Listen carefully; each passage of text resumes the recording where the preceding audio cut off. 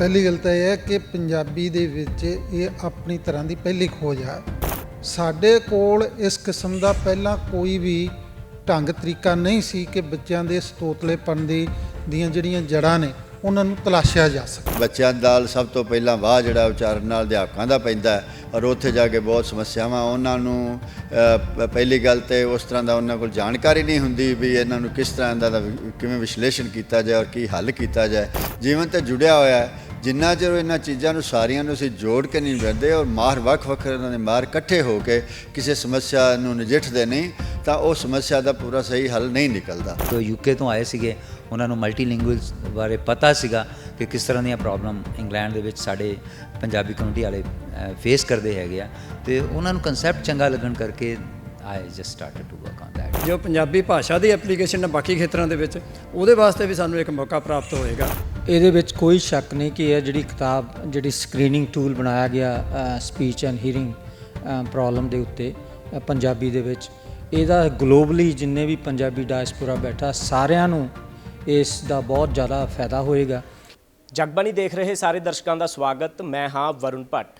ਵੈਸੇ ਤਾਂ ਪੰਜਾਬੀ ਭਾਸ਼ਾ ਨੂੰ ਲੈ ਕੇ ਵੱਖ-ਵੱਖ ਖਿੱਤਿਆਂ ਦੇ ਵਿੱਚ ਵੱਖ-ਵੱਖ ਤਰੀਕਿਆਂ ਦੇ ਨਾਲ ਜਿੱਥੇ ਰਿਸਰਚ ਕੀਤੀ ਜਾ ਰਹੀ ਹੈ, ਪਰ ਹੁਣ ਇੱਕ ਵੱਖਰੇ ਤੌਰ ਦੀ ਰਿਸਰਚ ਜਿਹੜੀ ਹੈਗੀ ਆ ਉਹ ਹੋਈ ਹੈਗੀ ਹੈ PGI ਦੇ ਡਾਕਟਰ ਧਰਮਵੀਰ ਹੋਣਾ ਵੱਲੋਂ, ਜੋ ਕਿ ਹੀਅਰਿੰਗ ਐਂਡ ਸਪੀਚ ਡਿਪਾਰਟਮੈਂਟ ਦੇ ਡਾਕਟਰ ਹਨ। ਉਹਨਾਂ ਵੱਲੋਂ ਇੱਕ ਕਿਤਾਬ ਲਿਖੀ ਗਈ ਹੈ ਕਿ ਜਿਹੜੀ ਪੰਜਾਬੀ ਬੋਲੀ ਨੂੰ ਲੈ ਕੇ ਜਾਂ ਫਿਰ ਬੱਚੇ ਜਿਹੜੇ ਤੋਤਲਾ ਬੋਲਦੇ ਹਨ ਉਹਨਾਂ ਦਾ ਉਚਾਰਨ ਕਿਸ ਤਰੀਕੇ ਦੇ ਨਾਲ ਠੀਕ ਕੀਤਾ ਜਾ ਸਕਦਾ ਹੈਗਾ। ਪੰਜਾਬੀ ਯੂਨੀਵਰਸਿਟੀ ਦੇ ਪ੍ਰੋਫੈਸਰ ਡਾਕਟਰ ਜੋਗਾ ਸਿੰਘ ਤੇ ਪੰਜਾਬ ਯੂਨੀਵਰਸਿਟੀ ਦੇ ਪ੍ਰੋਫੈਸਰ ਡਾਕਟਰ ਸਰਬਜੀਤ ਸਿੰਘ ਤੇ ਇਕਬਾਲ ਸਿੰਘ ਢਿੱਲੋਂ ਹੋਣੀ ਤੇ US ਤੋਂ ਡਾਕਟਰ ਹਰਮੇਸ਼ ਸਿੰਘ ਵੀ ਇਸ ਵੇਲੇ ਮੌਜੂਦ ਹਨ। ਅਸੀਂ ਪੰਜਾਬ ਯੂਨੀਵਰਸਿਟੀ ਦੇ ਪੰਜਾਬੀ ਵਿਭਾਗ ਦੇ ਵਿੱਚ ਮੌਜੂਦ ਹਾਂ। ਸਭ ਤੋਂ ਪਹਿਲਾਂ ਚੇਅਰਮੈਨ ਸਾਹਿਬ ਹੋਣਾ ਨਾਲ ਗੱਲਬਾਤ ਕਰਾਂਗੇ ਜਿਨ੍ਹਾਂ ਨੇ ਇਸ ਬੁੱਕ ਨੂੰ ਅੱਜ ਲਾਂਚ ਕੀਤਾ ਹੈਗਾ। ਸਰਬਜੀਤ ਜੀ, ਜਿਵੇਂ ਇਹ ਕਿਤਾਬ ਲਾਂਚ ਕੀਤੀ ਹੈਗੀ ਹੈ ਤੁਸੀਂ, ਡਾਕਟਰ ਸਾਹਿਬ ਹੋਣਾ ਨੇ ਪੰਜਾਬੀ ਖਿੱਤੇ ਦੇ ਲਈ ਜੋ ਇਹ ਕੰਮ ਕੀਤਾ ਹੈਗਾ, ਕਿਵੇਂ ਦੇਖਦੇ ਹੋ? ਲਿੰਗੁਇਸਟਿਕ ਵਿਭਾਗ ਤੋਂ ਡਾਕਟਰ ਜੋਗਾ ਸਿੰਘ ਹੋਣੀ, ਇਕਬਾਲ ਜੀ ਹੋਣੀ, ਸਾਰੇ ਜਣਿਆਂ ਨੇ ਮਿਲ ਕੇ ਇਸ ਦੇ ਵਿੱਚ ਆਪਣੀ ਕੰਟਰੀਬਿਊਸ਼ਨ ਕੀਤੀ ਹੈਗੀ। ਇਸ ਕਿਤਾਬ ਦਾ ਪੰਜਾਬੀਆਂ ਨੂੰ ਕਿਸ ਤਰੀਕੇ ਨਾਲ ਫਾਇਦਾ ਹੋਵੇਗਾ? ਪਹਿਲੀ ਗੱਲ ਤਾਂ ਇਹ ਹੈ ਕਿ ਪੰਜਾਬੀ ਦੇ ਵਿੱਚ ਇਹ ਆਪਣੀ ਤਰ੍ਹਾਂ ਦੀ ਪਹਿਲੀ ਖੋਜ ਹੈ ਔਰ ਖੋਜ ਦੇ ਨਾਲ ਹੀ ਜਿਹੜੀ ਖਾਸ ਕਰਕੇ ਬੱਚਿਆਂ ਦੇ ਵਿੱਚ ਤੋਤਲੇਪਨ ਦੀ ਸਮੱਸਿਆ, ਉਸ ਸਮੱਸਿਆ ਦੇ ਪ੍ਰਤੀ ਜਿਵੇਂ ਇਹਨਾਂ ਨੇ ਪੰਜਾਬੀ ਆਰਟੀਕੂਲੇਸ਼ਨ ਟੈਸਟ ਜਿਸ ਤਰ੍ਹਾਂ ਦੇ ਨਾਲ ਇਹਨਾਂ ਨੇ ਸਾਰਾ ਕੀਤਾ ਤੇ ਯਾਦ ਕੀਤਾ, ਉਹ ਆਪਣੇ ਆਪ ਦੇ ਵਿੱਚ ਇਸ ਕਰਕੇ ਬਹੁਤ ਮਹੱਤਵਪੂਰਨ ਆ ਕਿਉਂਕਿ ਸਾਡੇ ਕੋਲ ਇਸ ਕਿਸਮ ਦਾ ਪਹਿਲਾਂ ਕੋਈ ਵੀ ਢੰਗ ਤਰੀਕਾ ਨਹੀਂ ਸੀ ਕਿ ਬੱਚਿਆਂ ਦੇ ਸਤੋਤਲੇਪਨ ਦੀਆਂ ਜਿਹੜੀਆਂ ਜੜ੍ਹਾਂ ਨੇ ਉਹਨਾਂ ਨੂੰ ਤਲਾਸ਼ਿਆ ਜਾ ਸਕੇ। ਇਸ ਕਰਕੇ ਇੱਕ ਤਾਂ ਇਸ ਪੱਖ ਤੋਂ ਇਹ ਬਹੁਤ ਆਪਣੇ ਆਪ 'ਚ ਮਹੱਤਵਪੂਰਨ ਆ।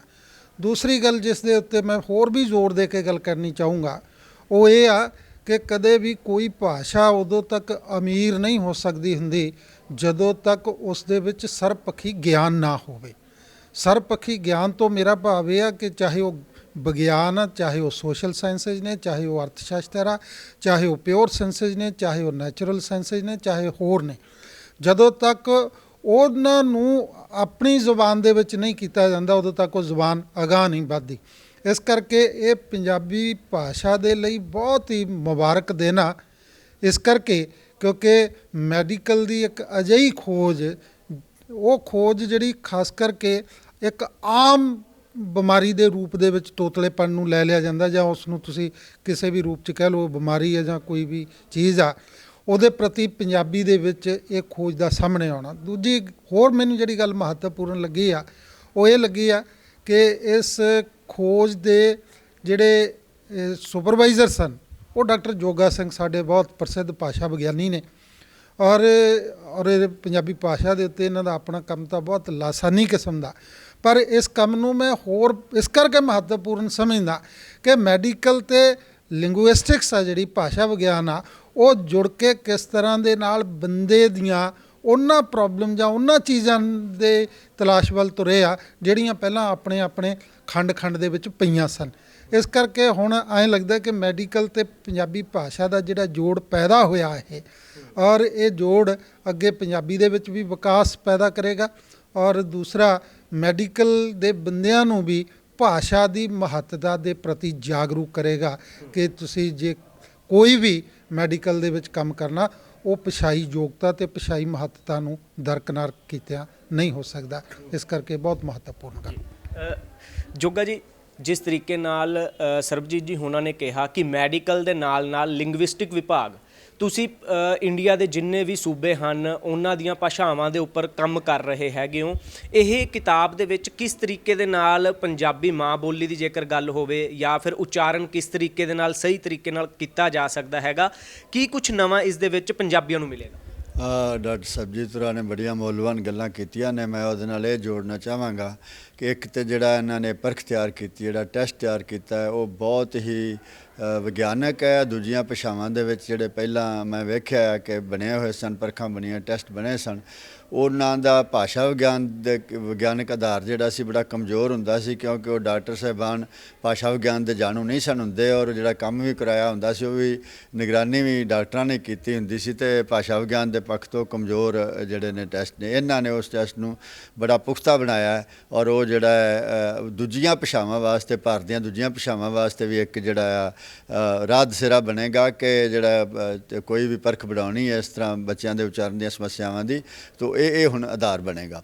ਦੂਜੀ ਗੱਲ ਜਿਹੜੀ ਹੈ, ਮੈਂ ਸਮਝਦਾ ਕਿ ਸਕੂਲ ਅਧਿਆਪਕਾਂ ਲਈ ਬਹੁਤ ਲਾਹੇਵੰਦ ਕੰਮ ਹੋਏਗਾ, ਕਿਉਂਕਿ ਬੱਚਿਆਂ ਨਾਲ ਸਭ ਤੋਂ ਪਹਿਲਾਂ ਵਾਹ ਜਿਹੜਾ ਉਚਾਰਨ ਨਾਲ ਅਧਿਆਪਕਾਂ ਦਾ ਪੈਂਦਾ ਹੈ, ਔਰ ਉੱਥੇ ਜਾ ਕੇ ਬਹੁਤ ਸਮੱਸਿਆਵਾਂ ਉਹਨਾਂ ਨੂੰ ਪਹਿਲੀ ਗੱਲ ਤੇ ਉਸ ਤਰ੍ਹਾਂ ਦਾ ਉਹਨਾਂ ਕੋਲ ਜਾਣਕਾਰੀ ਨਹੀਂ ਹੁੰਦੀ ਵੀ ਇਹਨਾਂ ਨੂੰ ਕਿਸ ਤਰ੍ਹਾਂ ਦਾ ਕਿਵੇਂ ਵਿਸ਼ਲੇਸ਼ਣ ਕੀਤਾ ਜਾਏ ਔਰ ਕੀ ਹੱਲ ਕੀਤਾ ਜਾਏ। ਤਾਂ ਇਹਦੇ ਨਾਲ ਉਹਨਾਂ ਨੂੰ ਬਹੁਤ ਮਦਦ ਮਿਲੇਗੀ ਕਿ ਕੀ ਹੱਲ ਹੈ ਉਹਨਾਂ ਦਾ ਔਰ ਕਿਸ ਤਰ੍ਹਾਂ ਕੀਤਾ ਜਾਣਾ ਚਾਹੀਦਾ ਔਰ ਇਹਦਾ ਸਹੀ ਚਾਲ ਕੀ ਹੈ। ਤੀਜੀ ਗੱਲ ਮੈਂ ਕਹਿਣੀ ਚਾਹੁੰਦਾ, ਇਹ ਮਾਪਿਆਂ ਨੂੰ ਇਹਦਾ ਬੜਾ ਫਾਇਦਾ ਹੋਏਗਾ। ਮਾਪੇ ਵੀ ਆਮ ਤੌਰ ਤੇ ਭਾਸ਼ਾ ਦੀਆਂ ਜਿਹੜੀਆਂ ਬੱਚਿਆਂ ਦੀਆਂ ਸਮੱਸਿਆਵਾਂ ਨੇ ਉਹਨੂੰ ਗੰਭੀਰਤਾ ਨਾਲ ਵੀ ਨਹੀਂ ਲੈਂਦੇ, ਤੇ ਜੇ ਉਹਨਾਂ ਨੂੰ ਲੱਗਦਾ ਤਾਂ ਉਹਨਾਂ ਨੂੰ ਬਹੁਤ ਭਰਮ ਹੁੰਦੇ ਨੇ, ਤੇ ਉਹਨਾਂ ਨੂੰ ਪਤਾ ਨਹੀਂ ਵੀ ਇਹ ਕਿਵੇਂ ਠੀਕ ਹੋ ਸਕਦਾ ਤੇ ਕਿੱਥੇ ਲੈ ਕੇ ਜਾਣਾ ਚਾਹੀਦਾ। ਤੇ ਉਹਨਾਂ ਵਾਸਤੇ ਬਹੁਤ ਲਾਹੇਵੰਦ ਹੋਏਗਾ। ਡਾਕਟਰ ਧਰਮਵੀਰਾਂ ਨੇ ਦੱਸਿਆ ਕਿ ਛੇਤੀ ਇਹਨੂੰ ਇਸ ਪੋਥੀ ਨੂੰ ਪੰਜਾਬੀ ਦੇ ਵਿੱਚ ਵੀ ਜਿਹੜਾ ਛਾਪਣਗੇ, ਤਾਂ ਉਹਦੇ ਨਾਲ ਹੋਰ ਆਮ ਲੋਕਾਂ ਤੱਕ ਜਿਹੜੀ ਸਮਝ ਹੈ, ਬੜੀ ਵਿਗਿਆਨਕ ਸਮਝ ਹੈ, ਉਹ ਜਾਏਗੀ।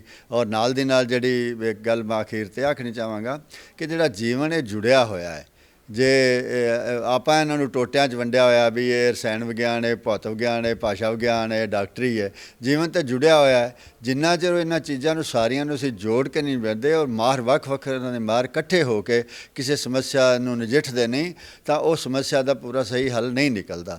ਤਾਂ ਇਹਦੇ ਇੱਕ ਤਰ੍ਹਾਂ ਦੇ ਨਾਲ ਇਹ ਭਾਸ਼ਾ ਵਿਗਿਆਨ ਦਾ ਅਤੇ ਜਿਹੜਾ ਡਾਕਟਰੀ ਪੇਸ਼ੇ ਦੇ ਬੰਦਿਆਂ ਦਾ ਇਹਦੇ ਵਿੱਚ ਜੁੜੇ ਨੇ, ਉਹਦੇ ਨਾਲ ਇਹ ਵੀ ਗੱਲ ਸਾਹਮਣੇ ਆਏਗੀ ਕਿ ਕਿੰਨਾ ਰਲ ਮਿਲ ਕੇ ਜਿਹੜਾ ਵੱਖ-ਵੱਖ ਪੇਸ਼ਿਆਂ ਦੇ ਬੰਦੇ ਨੇ, ਕਿੱਤਿਆਂ ਦੇ ਬੰਦੇ ਨੇ, ਖੇਤਰਾਂ ਦੇ ਬੰਦੇ ਨੇ, ਕਿਵੇਂ ਜਿਹੜੀ ਇਸ ਖੋਜ ਤਾਂ ਹੀ ਚੰਗੀ ਹੋ ਸਕਦੀ ਹੈ ਜੋ ਆਪਸ ਜੁੜ ਕੇ ਵੱਖ-ਵੱਖ ਖੇਤਰਾਂ ਦੇ ਬੰਦੇ ਜੁੜ ਕੇ ਕੰਮ ਕਰਨਗੇ। ਬਹੁਤ ਬਹੁਤ ਧੰਨਵਾਦ ਜੀ। ਡਾਕਟਰ ਸਾਹਿਬ, ਆਈਡੀਆ ਕਿਵੇਂ ਆਇਆ ਤੁਹਾਨੂੰ? ਇਹ ਕੀ ਤੁਹਾਡੇ ਕੋਲੇ ਪੇਸ਼ੈਂਟ ਸਭ ਤੋਂ ਜ਼ਿਆਦਾ ਬੱਚੇ ਅਜਿਹੇ ਆਉਂਦੇ ਸੀਗੇ? ਕੀ ਤੁਹਾਨੂੰ ਇਹ ਕਿਤਾਬ ਲਿਖਣੀ ਪਈ, ਇਹਦੇ ਉੱਤੇ ਰਿਸਰਚ ਕਰਨੀ ਪਈ? ਮੈਂ ਜਦੋਂ ਐਜ਼ ਅ ਸਟੂਡੈਂਟ 1986 ਦੇ ਵਿੱਚ ਜੁਆਇਨ ਕੀਤਾ, ਅਤੇ ਸਾਨੂੰ ਜਿਹੜੇ ਉੱਥੇ ਟੈਸਟ ਮਿਲਦੇ ਸੀਗੇ ਬੱਚਿਆਂ ਉੱਤੇ ਲਗਾਉਣ ਲਈ, ਉਹ ਇੰਗਲਿਸ਼ ਦੇ ਜਾਂ ਹਿੰਦੀ ਦੇ। ਤਾਂ ਉਸ ਵੇਲੇ ਮੇਰੇ ਕੋਲ ਜਿੰਨੇ ਵੀ ਪੇਸ਼ੈਂਟ ਆਉਂਦੇ, ਮੈਂ ਕਿਉਂ ਹੁਸ਼ਿਆਰਪੁਰ ਦੇ ਨਾਲ ਬਿਲੋਂਗ ਕਰਦਾ, ਪੰਜਾਬੀ ਕਮਿਊਨਿਟੀ ਨਾਲ ਬਿਲੋਂਗ ਕਰਦਾ, ਅਤੇ ਮੈਂ ਬੜਾ ਹੈਰਾਨ ਹੁੰਦਾ ਸੀ ਵੀ ਇਹ ਪੰਜਾਬੀ ਦੇ ਬੱਚੇ ਆ ਰਹੇ ਆ, ਉਹਨਾਂ ਨੂੰ ਆਪਾਂ ਟੈਸਟ ਹਿੰਦੀ ਦਾ ਲਾ ਰਹੇ ਹਾਂ ਜਾਂ ਅੰਗਰੇਜ਼ੀ ਦਾ ਲਾ ਰਹੇ ਹਾਂ। ਇਸ ਕਰਕੇ ਉਸ ਟਾਈਮ ਦੇ ਉੱਤੇ ਮੇਰੇ ਸ਼ੁਰੂ ਤੋਂ ਇਹ ਮਨ ਦੇ ਵਿੱਚ ਸੀਗਾ ਕਿ ਆਪਾਂ ਇਸ ਨੂੰ ਆਪਣੀ ਲੈਂਗੁਏਜ ਦੇ ਵਿੱਚ ਡਿਵੈਲਪ ਕੀਤਾ ਜਾਵੇ। ਤਾਂ ਉਸ ਤੋਂ ਮੈਨੂੰ ਇਹ ਮੋਟੀਵੇਸ਼ਨ ਮਿਲੀ, ਤਾਂ then I have start to develop this.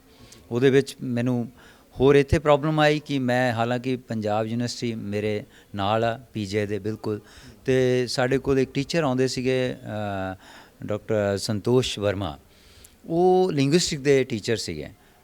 Basic ਉਹ ਇੰਗਲਿਸ਼ ਦੇ ਟੀਚਰ ਸੀਗੇ, ਬਟ ਉਹ ਦੇਖੋ ਹੁਣ ਸਾਨੂੰ ਲਿੰਗੁਇਸਟਿਕ ਪੜ੍ਹਾਉਂਦੇ ਸੀ। ਅਤੇ ਇਹਨਾਂ ਕੋਲ ਵੀ ਜਿਹੜੀ ਲੈਬ ਸੀ ਉਹ ਇੰਗਲਿਸ਼ ਵਾਲੀ ਚਲਾਉਂਦੇ ਸੀਗੇ, ਨਾਟ ਕਿ ਪੰਜਾਬੀ ਵਾਲੀ। ਤਾਂ ਉਹਨਾਂ ਨੂੰ ਮੈਂ ਰਿਕੁਐਸਟ ਕੀਤੀ ਕਿ ਤੁਸੀਂ ਮੇਰੇ PhD ਦੇ ਵਿੱਚ ਤੁਸੀਂ ਮੈਨੂੰ ਗਾਈਡ ਬਣ ਜਾਓ, ਅਤੇ ਮੈਂ ਇਹ PhD ਕਰਨਾ ਚਾਹੁੰਦਾ, ਇਹ ਟੈਸਟ ਡਿਵੈਲਪ ਕਰਨਾ ਚਾਹੁੰਦਾ।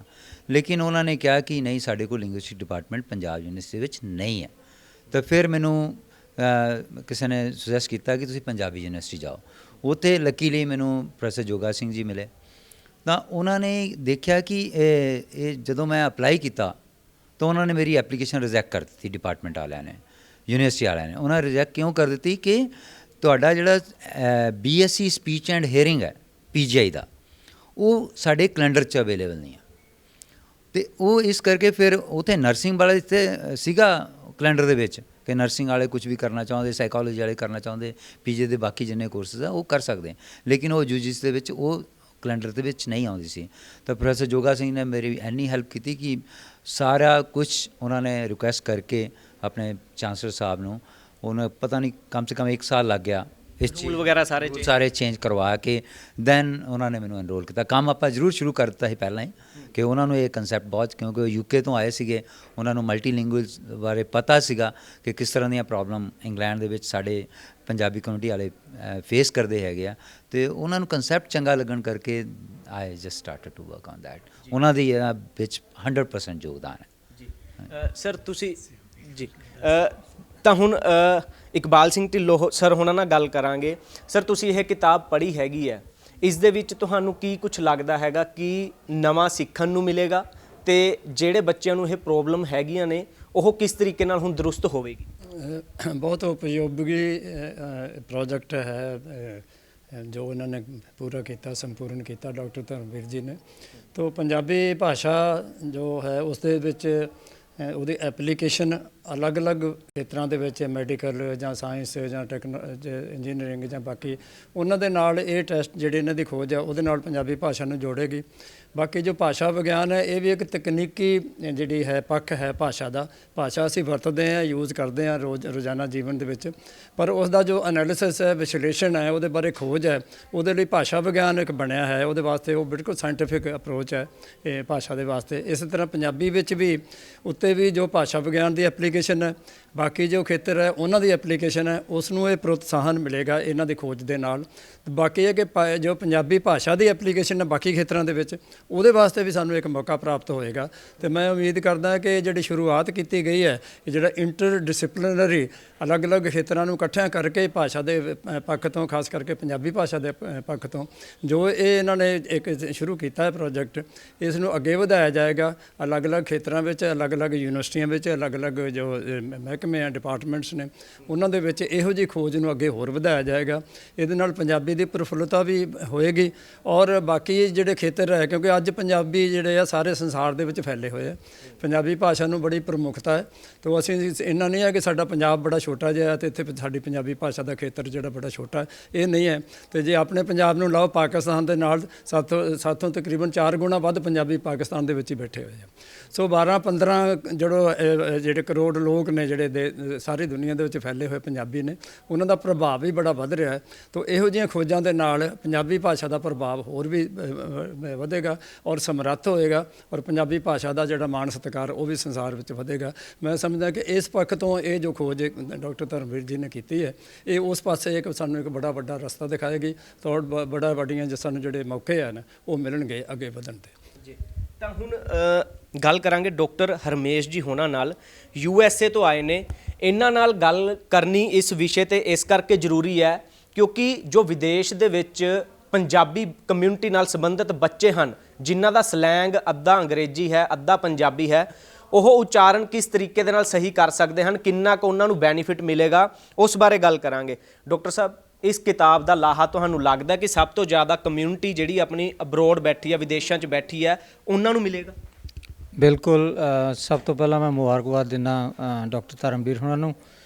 ਇਹ ਕੰਮ ਦੇ ਜਿਹੜਾ ਇਹਨੇ ਬਹੁਤ ਅੱਛਾ ਕੰਮ ਕੀਤਾ, ਅਤੇ ਪ੍ਰੋਫੈਸਰ ਜੋਗਾ ਸਿੰਘ ਨੂੰ, ਸਰਬਜੀਤ ਹੋਣਾ ਨੂੰ, ਅਤੇ ਡਾਕਟਰ ਢਿੱਲੋਂ ਹੋਣਾ ਨੂੰ, ਜਿਨ੍ਹਾਂ ਨੇ ਡਾਕਟਰ ਧਰਮਵੀਰ ਦੀ ਬਹੁਤ ਮਦਦ ਕੀਤੀ ਹੈ ਅਤੇ ਇਸ ਮੁਕਾਮ ਤੱਕ ਪਹੁੰਚਾਉਣ ਦੇ ਲਈ।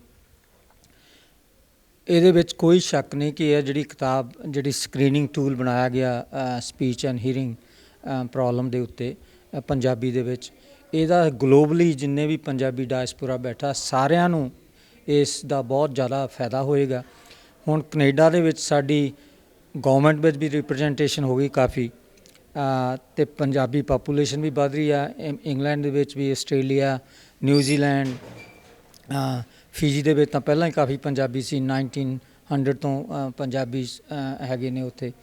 ਹੋਰ ਕਈ ਦੇਸ਼ਾਂ ਦੇ ਵਿੱਚ ਜਿੱਥੇ ਪੰਜਾਬੀ ਬੈਠੇ ਨੇ, ਇਹ ਟੈਕਨੀਕਲ ਇਸ਼ੂ ਜਿਹੜੇ ਆਉਂਦੇ ਨੇ, ਜਿੰਨੀ ਦੇਰ ਤੁਹਾਡੇ ਕੋਲ ਨੌਲੇਜ ਨਹੀਂ ਹੈਗਾ, ਉਹਦਾ ਟੂਲ ਨਹੀਂ ਹੈਗਾ, ਤੁਸੀਂ ਅੱਛਾ ਡਾਇਗਨੋਸ ਨਹੀਂ ਕਰ ਸਕਦੇ। ਅਤੇ ਇਹਦੇ ਨਾਲ ਜਿਹੜੇ ਬੱਚੇ ਥਥਲਾ ਕੇ ਬੋਲਦੇ ਨੇ, ਅਤੇ ਉਹਨਾਂ ਦੇ ਪੇਰੈਂਟਸ ਨੂੰ ਵੀ ਲੈਕ ਆਫ ਕੌਨਫੀਡੈਂਸ ਹੁੰਦਾ, ਬੱਚਿਆਂ ਦਾ ਵੀ ਲੈਕ ਆਫ ਕੌਨਫੀਡੈਂਸ ਇਹਦੇ ਨਾਲ ਕਾਫੀ ਡਿਵੈਲਪ ਹੁੰਦਾ ਤੇ ਉਹ ਗਾਹਾਂ ਪ੍ਰਫੁੱਲਤ ਨਹੀਂ ਹੋ ਸਕਦੇ, ਆਪਣਾ ਪੋਟੈਂਸ਼ੀਅਲ ਜਿਹੜਾ ਹੈਗਾ ਨਾ ਆਪਟੀਮਮ ਲੈਵਲ ਤੇ ਨਹੀਂ ਲੈ ਕੇ ਜਾ ਸਕਦੇ। ਤੇ ਇਹ ਕਿਤਾਬ ਦੇ ਨਾਲ ਜਦੋਂ ਅਸੀਂ ਸਕਰੀਨਿੰਗ ਕਰਾਂਗੇ ਇਸ ਟੂਲ ਦੇ ਨਾਲ, ਤੇ ਉਹਦਾ ਫਾਇਦਾ ਬੱਚਿਆਂ ਨੂੰ, ਪੇਰੈਂਟਸ ਨੂੰ ਤੇ ਕਮਿਊਨਿਟੀ ਨੂੰ ਵੀ ਹੋਏਗਾ, ਕਿਉਂਕਿ ਉਹਦੇ ਨਾਲ ਜਦੋਂ ਲੋ ਕੌਨਫੀਡੈਂਸ ਹੁੰਦਾ, ਲੋ ਸੈਲਫ ਸਟੀਮ ਹੁੰਦਾ ਤੇ ਐਂਗਰ ਵੱਧਦਾ, ਗੁੱਸਾ ਆਉਂਦਾ, ਉਹ ਗੁੱਸਿਆ ਦਾ ਜਿਹੜਾ ਡਿਸਟਰਕਟਿਵ ਪਾਰਟ ਆ ਉਹ ਸਾਡੇ ਪੋਲੀਟੀਸ਼ੀਅਨ ਯੂਜ਼ ਕਰਦੇ ਨੇ ਤੇ ਹੋਰ ਬੰਦੇ ਯੂਜ਼ ਕਰਦੇ ਨੇ ਨੈਗੇਟਿਵ ਤਰੀਕੇ ਦੇ ਨਾਲ ਇੱਕ ਦੂਜੇ ਨੂੰ ਲੜਾਉਣ ਦੇ ਲਈ। ਤੇ ਉਹਦੇ ਨਾਲ ਇਹਦੇ ਵਿੱਚ ਵੀ ਮਦਦ ਮਿਲੇਗੀ। ਆਪਾਂ ਉਹ ਸਾਰੀਆਂ ਜਿਹੜੀਆਂ ਸਾਈਕੋਲੋਜੀਕਲ ਇਮੋਸ਼ਨਲ ਇਸ਼ੂ ਹੈ ਉਹਨਾਂ ਨੂੰ ਵੀ ਆਪਾਂ ਆਇਡੈਂਟੀਫਾਈ ਕਰ ਸਕਦੇ ਹਾਂ ਕਿ ਉਹ ਇਹਨਾਂ ਚੀਜ਼ਾਂ ਨਾਲ ਰਿਲੇਟਡ ਆ ਜਾਂ ਕੋਈ ਆਰਗੈਨਿਕ ਇਸ਼ੂ ਹੈ ਇਹਨਾਂ ਦੇ। ਤੇ ਇਸ ਕਰਕੇ ਇਸ ਬੁੱਕ ਦੀ ਜਿਹੜੀ ਹੈ ਮਹੱਤਤਾ ਬਹੁਤ ਜ਼ਿਆਦਾ ਹੈ ਤੇ ਟੂਲ ਦੀ ਮਹੱਤਤਾ ਬਹੁਤ ਜ਼ਿਆਦਾ ਹੈ। ਗਲੋਬਲੀ ਪੰਜਾਬੀ ਡਾਇਸਪੋਰਾ ਇਹਨੂੰ ਬਹੁਤ ਹੀ ਬੈਨੀਫੀਸ਼ੀਅਲ ਤਰੀਕੇ ਨਾਲ ਯੂਜ਼ ਕਰ ਸਕਦਾ। ਤੇ ਮੈਂ ਇੱਕ ਵਾਰੀ ਸਾਰੀ ਟੀਮ ਨੂੰ ਫਿਰ ਮੁਬਾਰਕਬਾਦ ਦਿੰਦਾ ਕਿ ਜਿਹੜਾ ਅੱਛਾ ਕੰਮ ਕੀਤਾ ਗਿਆ ਇਹਨੂੰ ਆਪਾਂ ਅੱਗੇ ਵਧਾਈਏ, ਇਹਨੂੰ ਅੱਗਾ ਇੱਕ ਜਿੱਦਾਂ ਕਿ ਮੁੱਢਲਾ ਇੱਕ ਮੁੱਢ ਬਣਤਾ, ਉਹ ਤੋਂ ਗਾਹਾਂ ਜਿਹੜੀਆਂ ਰਿਸਰਚ ਹੋਣਗੀਆਂ, ਅਗਲੇ ਵਾਲੇ ਸਟੂਡੈਂਟ ਜਿਹੜੇ ਆਉਣਗੇ ਉਹ ਪੰਜਾਬੀ ਮਾਂ ਬੋਲੀ ਨੂੰ ਉਸ ਦਿਸ਼ਾ ਵੱਲ ਲੈ ਕੇ ਜਾਗੇ ਜਿੱਥੇ ਪੰਜਾਬੀ ਮਾਂ ਬੋਲੀ ਡਿਜ਼ਰਵ ਕਰਦੀ ਹੈ। ਡਾਕਟਰ ਸਾਹਿਬ, ਮੈਂ ਇਹੀ ਸਵਾਲ ਤੁਹਾਨੂੰ ਪੁੱਛਣ ਵਾਲਾ ਸੀਗਾ। ਤੁਸੀਂ ਮੈਂਟਲ ਹੈਲਥ ਨੂੰ ਲੈ ਕੇ ਸੇਵਾਵਾਂ ਦੇ ਰਹੇ ਹੋ ਕਾਫੀ ਅਰਸੇ ਤੋਂ US ਦੇ ਵਿੱਚ, ਤਾਂ ਜਿਵੇਂ ਹੁਣ ਇਹ ਜਿਹੜੇ ਬੱਚੇ ਥੁਥਲਾਉਂਦੇ ਨੇ ਜਾਂ ਬੋਲਣ ਦੇ ਵਿੱਚ ਹਿਚਕਿਚਾਹਟ ਆਉਂਦੀ ਹੈਗੀ ਉਹਨਾਂ ਨੂੰ, ਸਕੂਲਾਂ ਦੇ ਵਿੱਚ ਜਾਂ ਕਾਲਜਾਂ ਦੇ ਵਿੱਚ ਉਹਨਾਂ ਨੂੰ ਕਿਤੇ ਨਾ ਕਿਤੇ ਸ਼ਰਮਿੰਦਗੀ ਵੀ ਕਿਤੇ ਨਾ ਕਿਤੇ ਆਉਂਦੀ ਹੋਣੀ, ਇਸ ਐਂਗਲ ਤੋਂ ਵੀ ਕਿਤੇ ਨਾ ਕਿਤੇ ਹੁਣ ਉਹਨਾਂ ਨੂੰ ਥੋੜ੍ਹੀ ਜਿਹੀ ਆਜ਼ਾਦੀ ਮਿਲੇਗੀ, ਉਹਨਾਂ ਨੂੰ ਰਿਲੈਕਸੇਸ਼ਨ ਮਿਲੇਗੀ ਕਿ ਇਹ ਟੂਲ ਆ ਗਿਆ ਹੈਗਾ, ਜਾਂ ਪੰਜਾਬ ਦੇ ਵਿੱਚ, ਇੰਡੀਆ ਦੇ ਵਿੱਚ ਜਿੰਨੇ ਵੀ ਸਟੇਟਸ ਹਨ ਉੱਥੇ ਸਿਲੇਬਸ ਦੇ ਵਿੱਚ ਜਾਂ ਐਜੂਕੇਸ਼ਨ ਜਿੰਨੇ ਡਿਪਾਰਟਮੈਂਟ ਹੈਗੇ ਨੇ ਇਸ ਟੂਲ ਦੇ ਰਾਹੀਂ ਬੱਚਿਆਂ ਨੂੰ ਜਿਹੜਾ ਹੈਗਾ ਹੋਰ ਪੋਜ਼ਿਟਿਵ ਕਰ ਸਕਦੇ ਹਨ? ਬਿਲਕੁਲ, ਇਹ 'ਚ ਕੋਈ ਸ਼ੱਕ ਨਹੀਂ ਕਿ ਉਹ it will be positively taken in all the institutions. ਤੇ ਇਹ ਜਿਹੜਾ ਟੂਲ ਹੈਗਾ ਸਭ ਤੋਂ ਪਹਿਲਾਂ ਤਾਂ ਸਕਰੀਨਿੰਗ ਟੂਲ ਹੈ। ਜਿੰਨੀ ਦੇਰ ਤੁਹਾਨੂੰ ਡਾਇਗਨੋਸਟ ਅੱਛਾ ਨਹੀਂ ਹੈ, ਤੁਹਾਡਾ ਐਪਰੋਪ੍ਰੀਏਟ ਨਹੀਂ ਹੈਗਾ, ਤਾਂ ਇੰਟਰਵੈਂਸ਼ਨ ਤਾਂ ਉਹਦੇ ਹਿਸਾਬ ਨਾਲ ਹੀ ਹੋਣਗੀਆਂ। ਇਹ ਡਾਇਗਨੋਸਟਿਕ ਟੂਲ ਹੋਣ ਦੇ ਕਰਕੇ ਸਕਰੀਨਿੰਗ ਜਿਹੜੀ ਇਹਦੇ ਨਾਲ ਹੋ ਕੇ ਸਾਨੂੰ ਸਪੀਚ ਇਸ਼ੂ ਦੀ ਜਿਹੜੀ ਰੈਕੋਗਨੀਸ਼ਨ ਹੋ ਜਾਏਗੀ ਵੀ ਆਹ ਪ੍ਰੋਬਲਮ ਹੈਗੀਆਂ, ਤਾਂ ਹੀ ਉਹ ਤੁਸੀਂ ਐਪਰੋਪ੍ਰੀਏਟ ਤੇ ਕੰਟੈਕਸਟ ਦੇ ਹਿਸਾਬ ਨਾਲ ਲੋਕਲ ਲਿੰਗੁਇਸਟਿਕ ਕੰਟੈਕਸਟ ਦੇ ਵਿੱਚ ਤੁਸੀਂ ਇੰਟਰਵੈਂਸ਼ਨ ਪ੍ਰੋਵਾਈਡ ਕਰ ਸਕਦੇ ਹੋ।